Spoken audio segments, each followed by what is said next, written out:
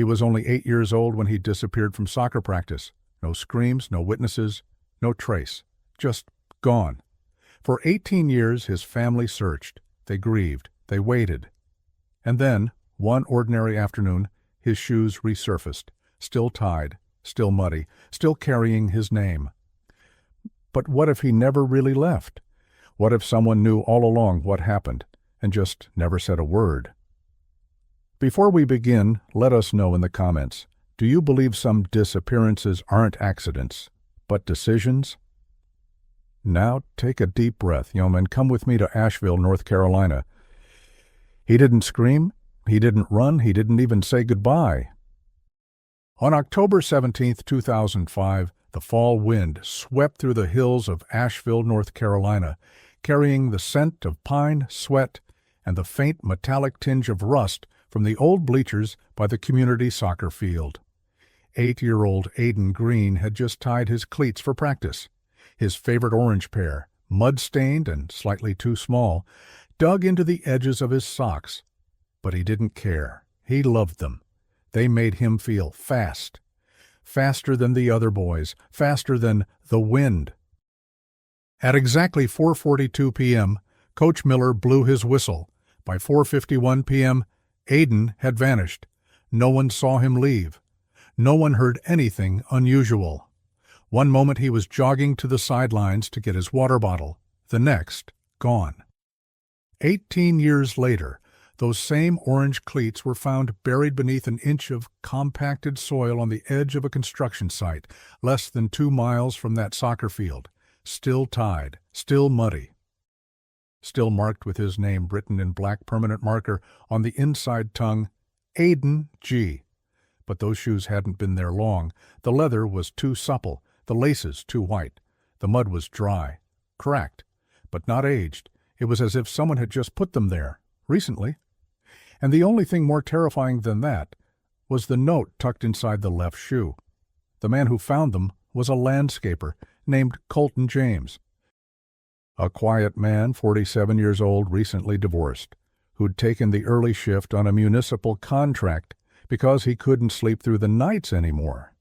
He never expected to find anything, especially not something that would unravel an entire town's illusion of peace.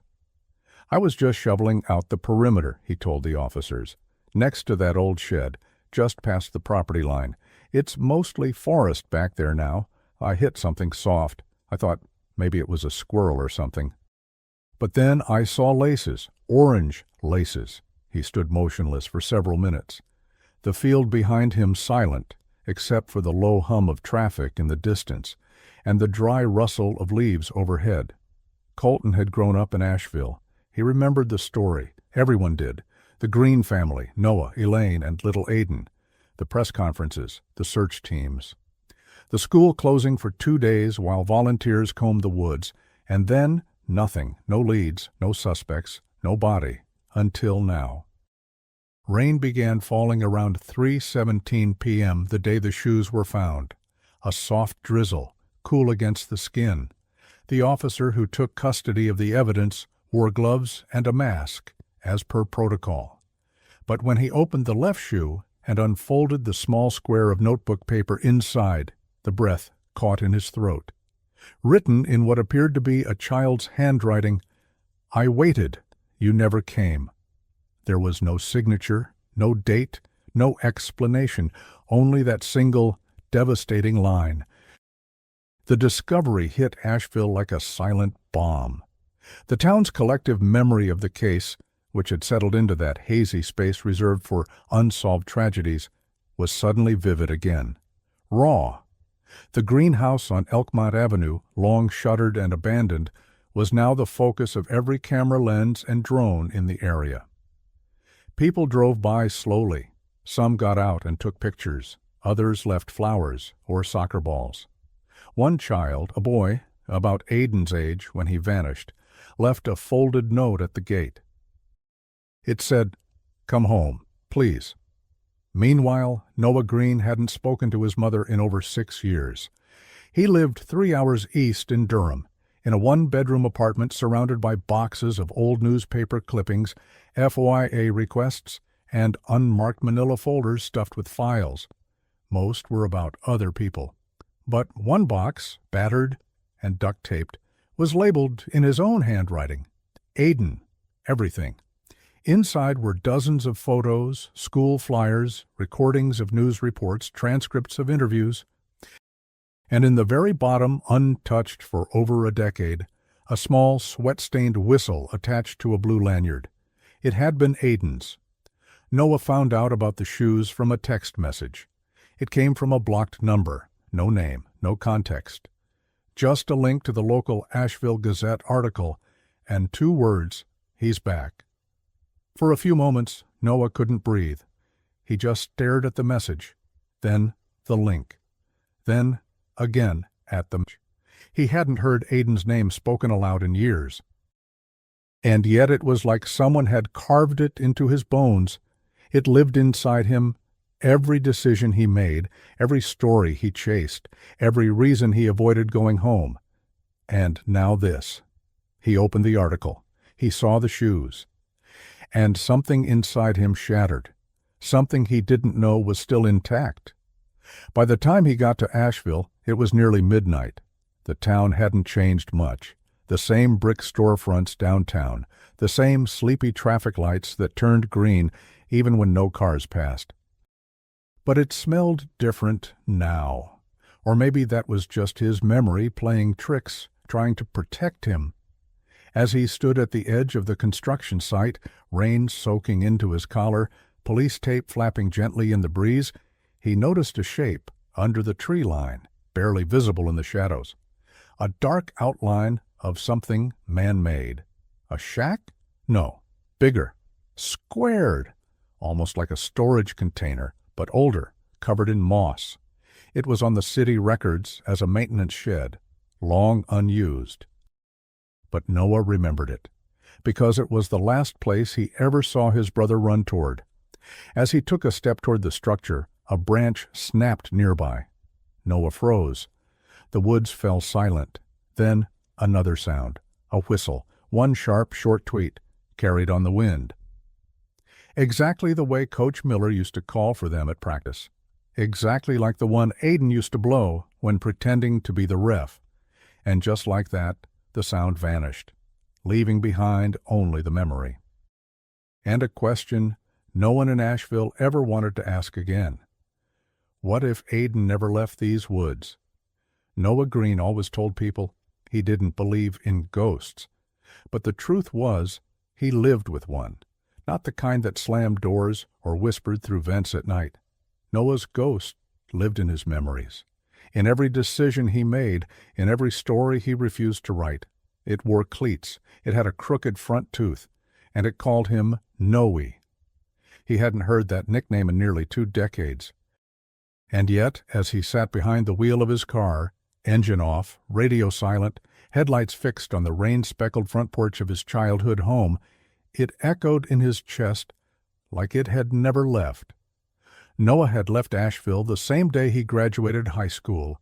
His backpack was already in the car before he even crossed the stage. He told his mother he needed space, that he had to figure things out. But what he really meant was, I can't breathe here anymore.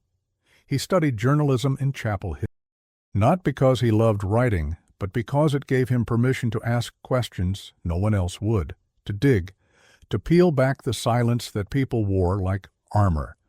But he never wrote about Aiden, not once, not even in private, because writing meant choosing words. And how do you choose words for a whole?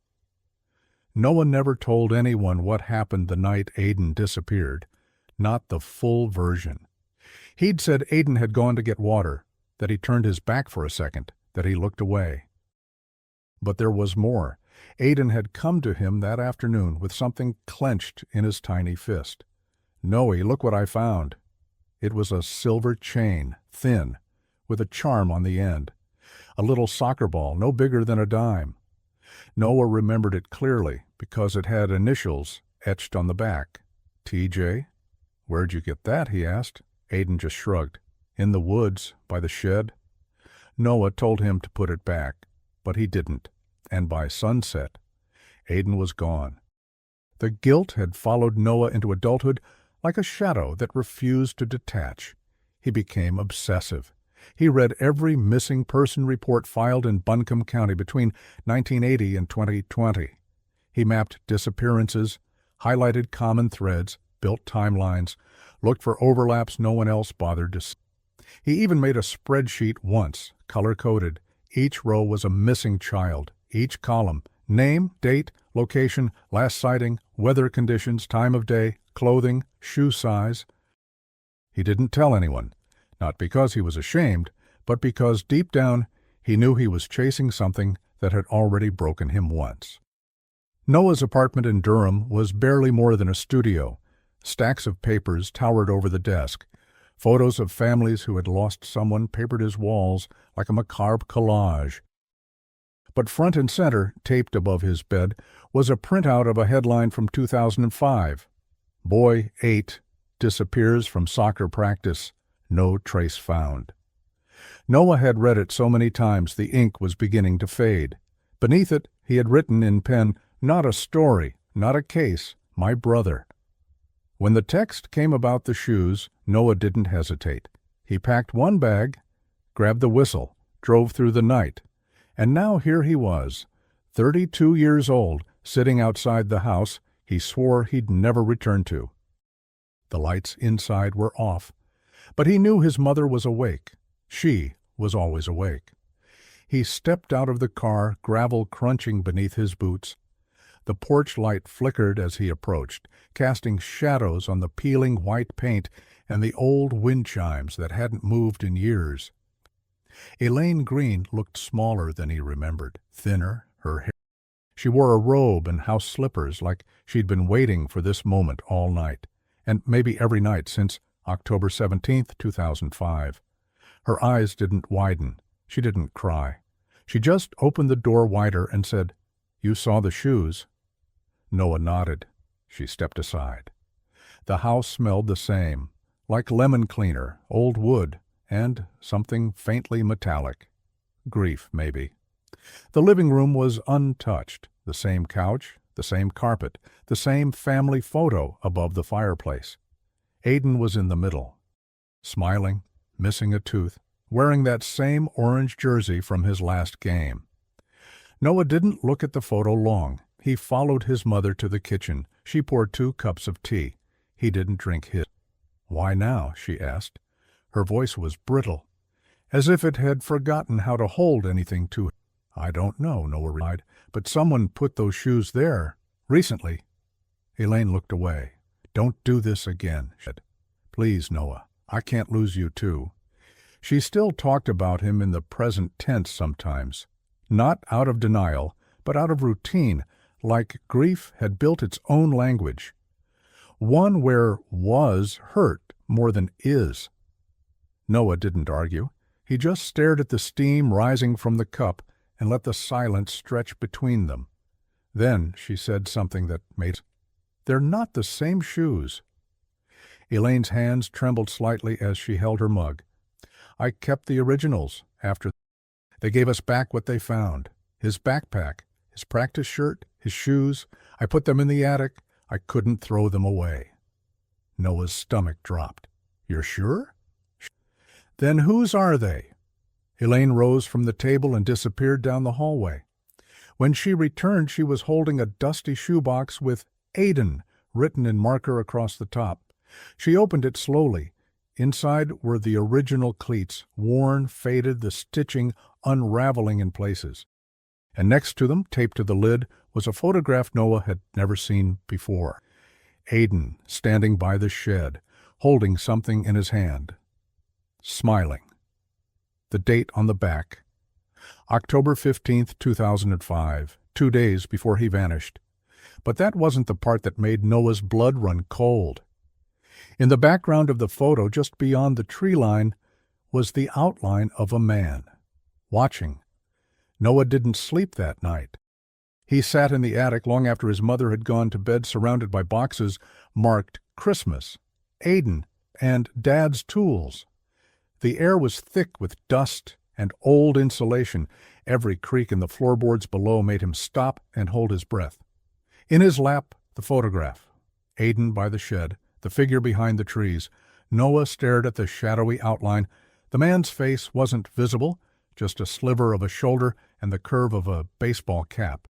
But it wasn't what the man wore that unsettled Noah. It was how still he was, like he wasn't caught accidentally in the background, but waiting. By morning, Noah was parked outside the Asheville Police Department, file box in hand, hair unwashed, and dark circles deepening under his eyes. Detective Mark Tully hadn't changed much. Still tall, stiff-backed, with the mustache that made him look more like a 1970s game show host than a retired cop. He recognized Noah instantly, though his expression didn't warm.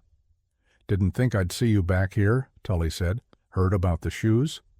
"I need you to reopen the case," Noah. Tully scoffed. "It's not up to me anymore. I'm 2 years into retirement.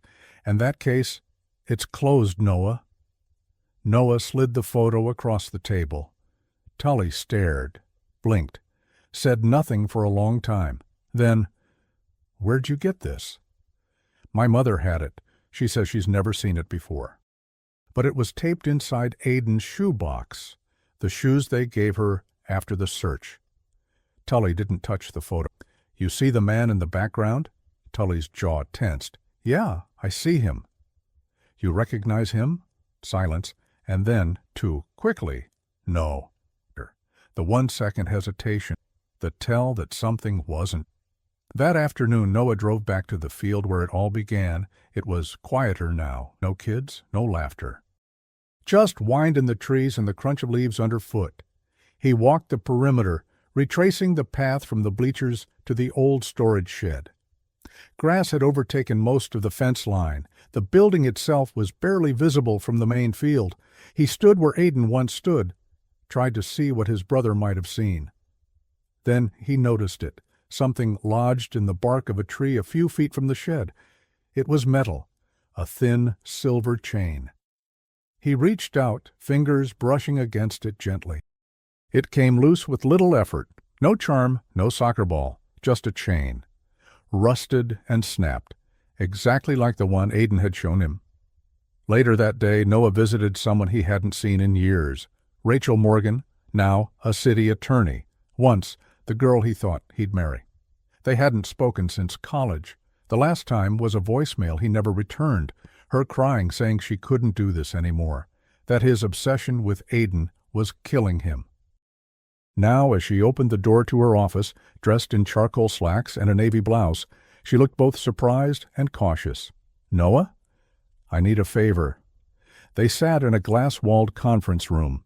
Noah laid out the timeline, the shoes, the photo, the chain. Rachel listened, fingers steepled, eyes darting between the evidence. "Who was in charge of the construction site where the shoes were found?" she asked. "Private company, subcontracted by the city, called Cypress Ridge Development." Rachel's brow furrowed.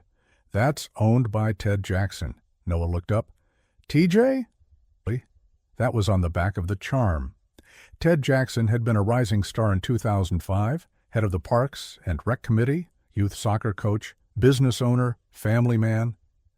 Now, he ran one of Asheville's largest real estate firms and had contracts with half the city.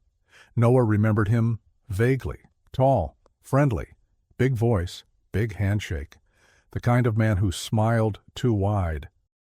He also remembered something else, something he hadn't thought about in years. The day after Aiden disappeared, Jackson had approached their family at the search site. He offered help, volunteers, flyers, even donated $10,000 to the reward fund. Everyone praised him.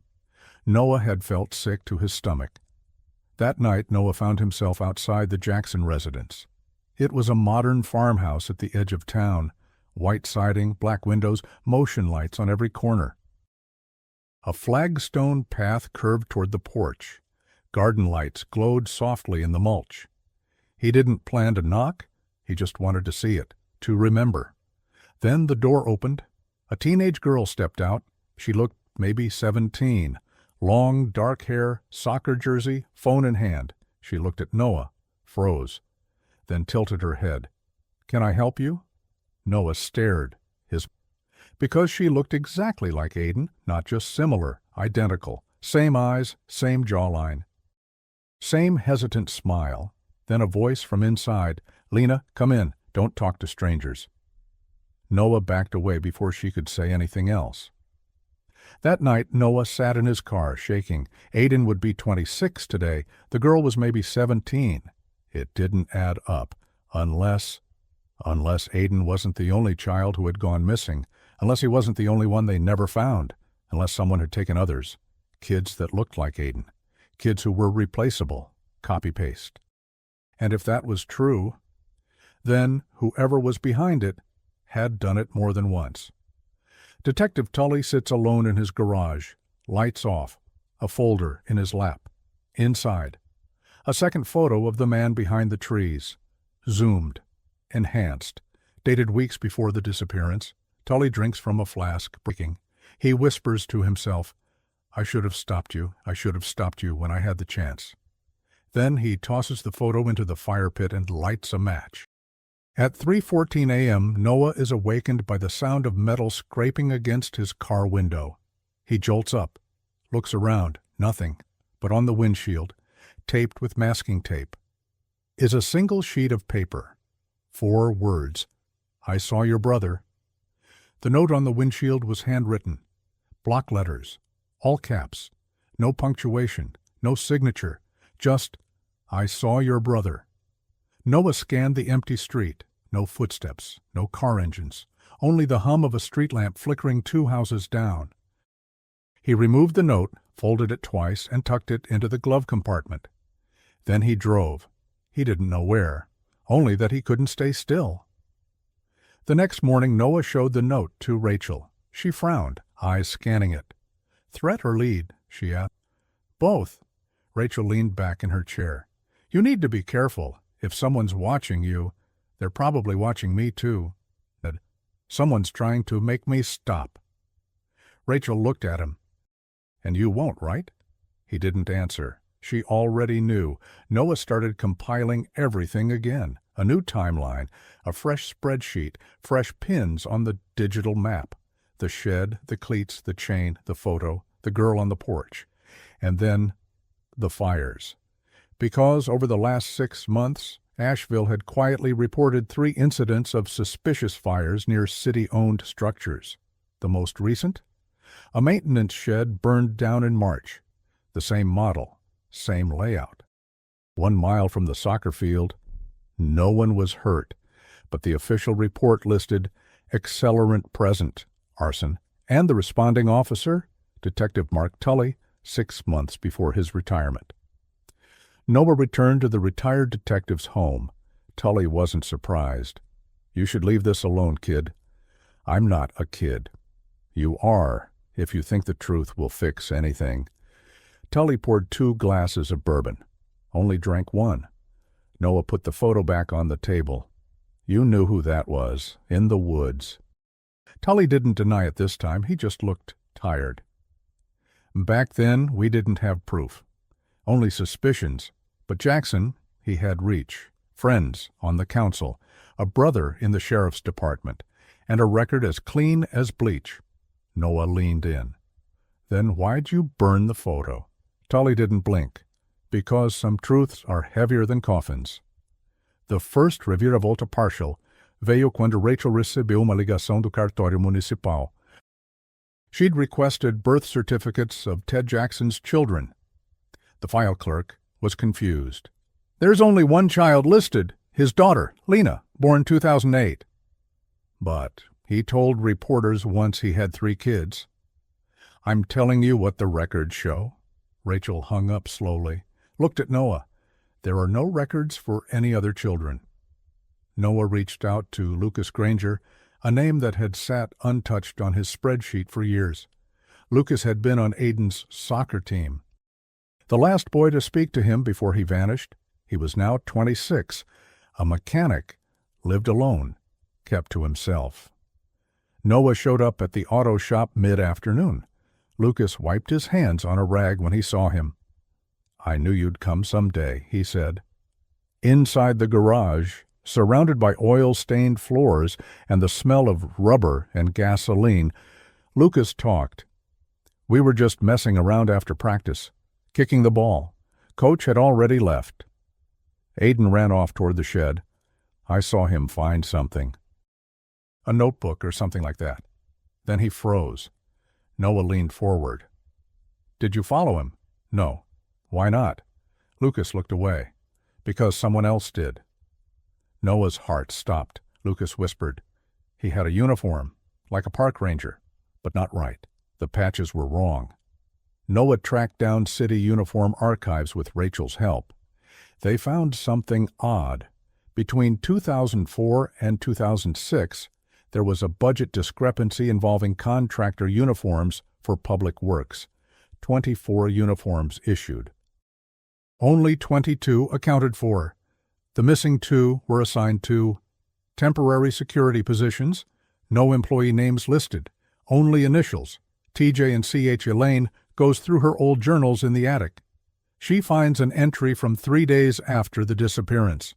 I keep hearing something in the hallway, like cleats on hardwood. I thought it was the house settling, but last night I swear I heard his whistle. She never told Noah. Now she folds the page, places it inside a frame next to Aiden's photo. Noah visits Coach Miller, now retired, living in a trailer off the Blue Ridge Parkway. He welcomes Noah with hesitation. You think I did it? Miller asks. I think you know who did. Miller's hands shake as he says, there were things I wasn't supposed to ask. One time, Jackson told me to ignore something Aiden said it was just kid talk. What did Aiden say?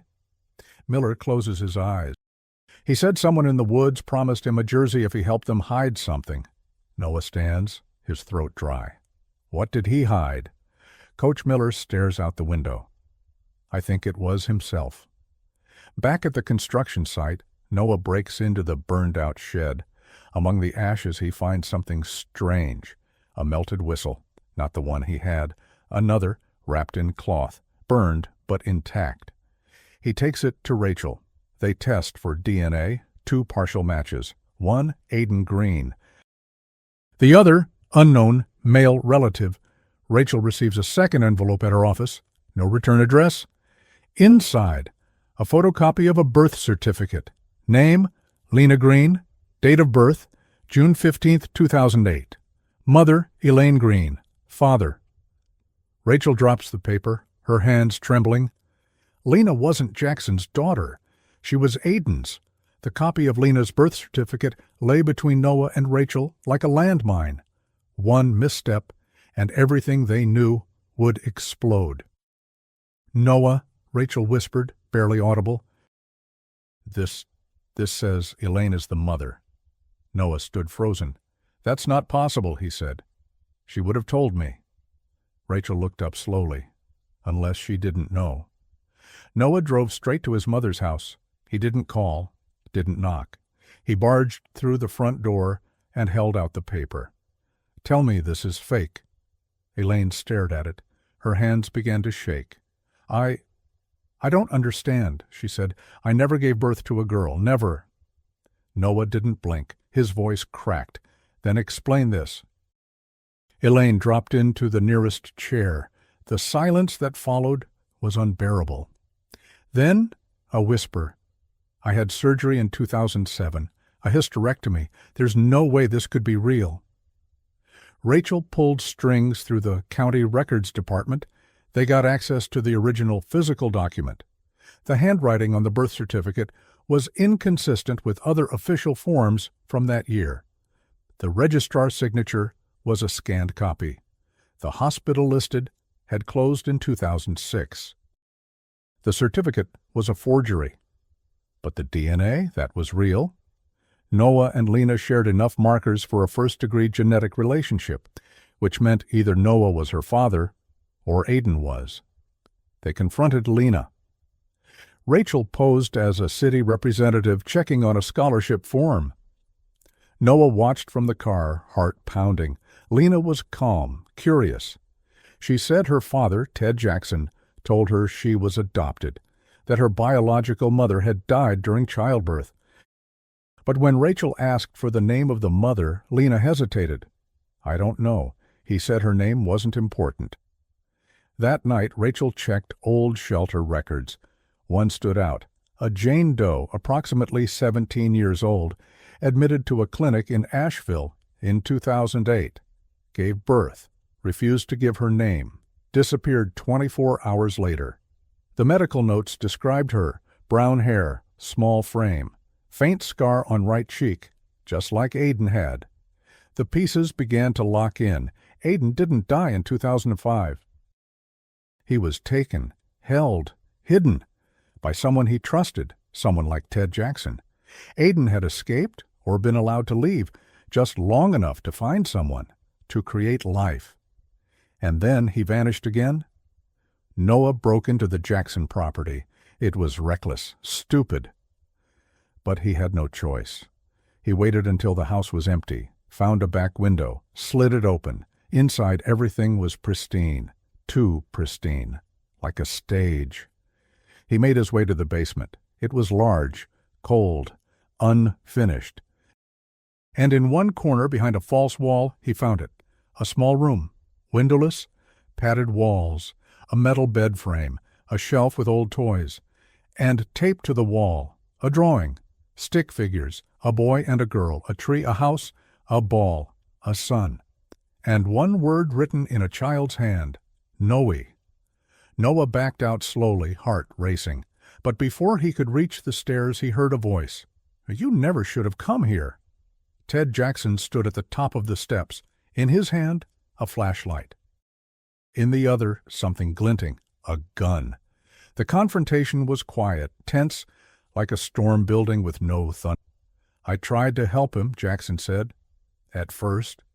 He was scared, confused. I gave him shelter, food." "You kidnapped him." "No. He ran from home," Jackson said. "He told me his family didn't protect him."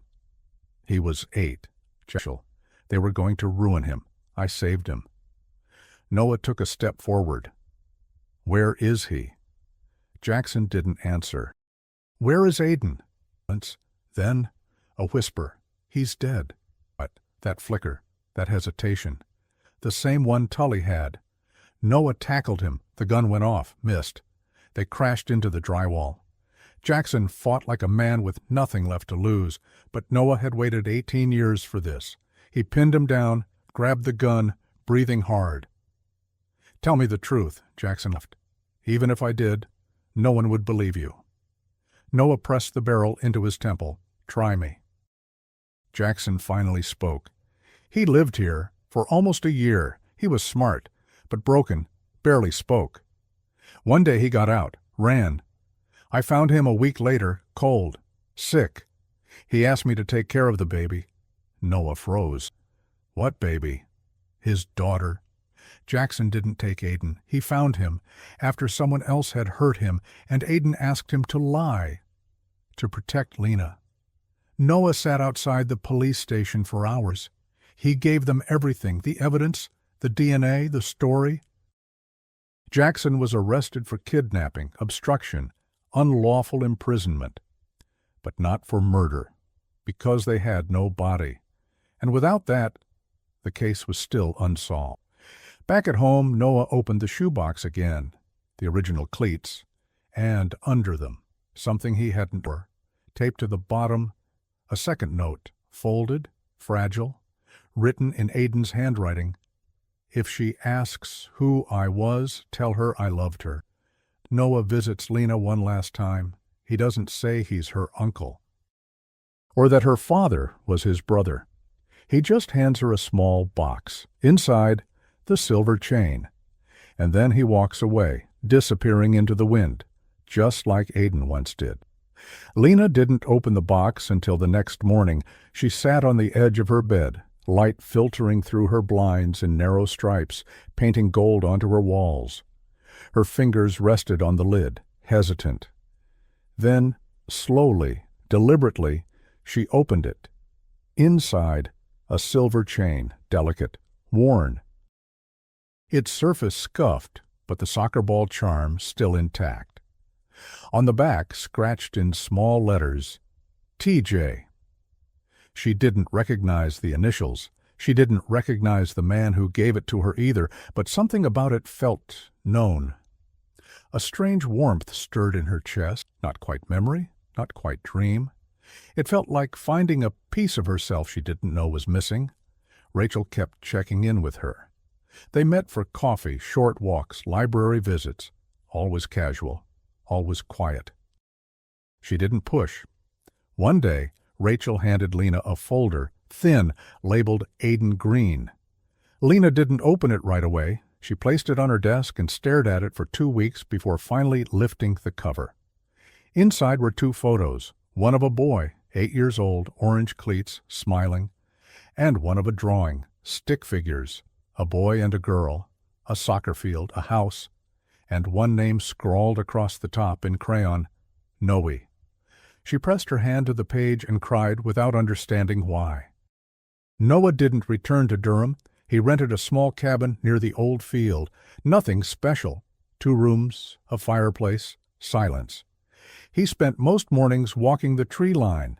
Sometimes he found pieces of his past, an old whistle, a broken bottle, a rusted key. Sometimes he found nothing at all. But still, he walked. Still, he waited.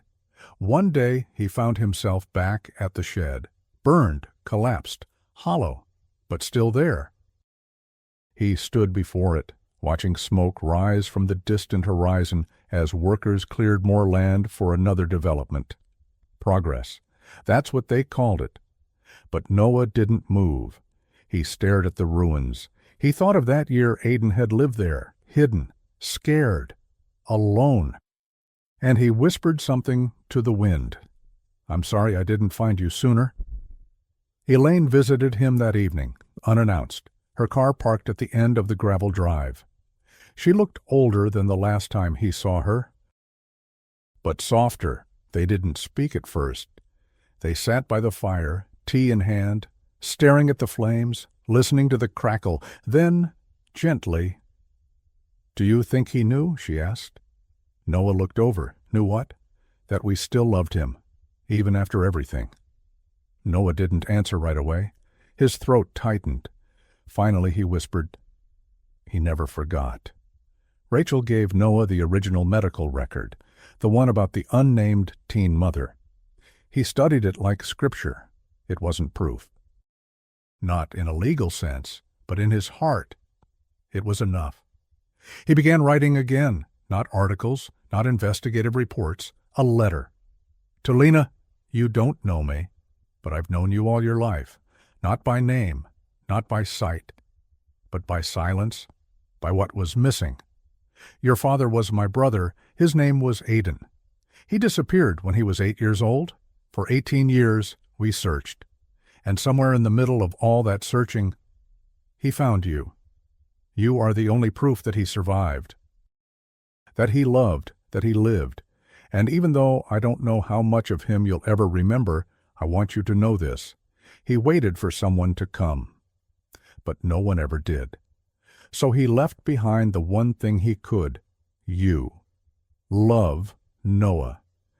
He folded the letter, placed it in the box with the chain, and walked down to Rachel's office. "Give this to her when she's ready," he said. Then he turned and walked away. Lena read the letter a week later. Alone, under a tree by the field, she cried. And then she whispered something, as if someone were sitting beside her. "Wish I could have met you." A wind moved through the trees, and for a moment, only a moment, she swore she heard a whistle blow. Later that night, Rachel reviewed the last page of Aiden's shelter record. There, buried in the margin, was a scrawled note, barely visible, a sentence written by someone trying not to forget. "If I don't come back, tell Noe I forgave." The soccer field wasn't as green as Noah remembered. It was patchy now, dull in spots. The old goalposts leaned slightly, their nets torn and weathered by time, but still. The breeze moved through the trees the same way. The leaves still whispered secrets, and the echo of children's laughter, though long gone, still lingered like an after-image. He sat on the bleachers, a thermos of black coffee in his hands, watching the sunlight stretch across the grass. 18 years ago, his brother vanished here.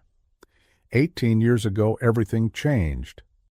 And now, finally, he could breathe. Rachel joined him later that morning. She didn't speak, just sat beside him. They watched the clouds pass over the mountains. "You think it's over?" she finally asked. Noah shook his head, eyes distant. "No, but I think it's quiet." Lena transferred schools, a fresh start. She asked to keep the last name Green. She started playing soccer. Same position as Aiden, midfield, fast, smart. One afternoon, during practice, her coach called her over. "Someone dropped this off for you." A small package, wrapped into paper, no note. Inside, a journal, leather-bound. The pages old, worn. On the inside cover, "Property of Aiden Green." The handwriting was shaky, but the last page held only 4 words. "She's safe with you." Back in Asheville, the city built a new community center. Where the old shed used to be, they named it Green Pavilion, in memory of a boy who was never forgotten. Noah attended the opening. He didn't speak. He didn't need to. He just watched as they unveiled the plaque, and then, quietly, he left a pair of orange cleats beneath it, still tied, still muddy. But this time, not buried. Elaine passed away the following spring, peacefully. Noah cleaned the house after the funeral, box by box, room by room. In Aiden's room, he found a drawer filled with drawings, all by Aiden. Most were simple, crude, but one stood out. It was a picture of the two of them, standing by the soccer field. A speech bubble above Aiden's head read, "Noe, I won."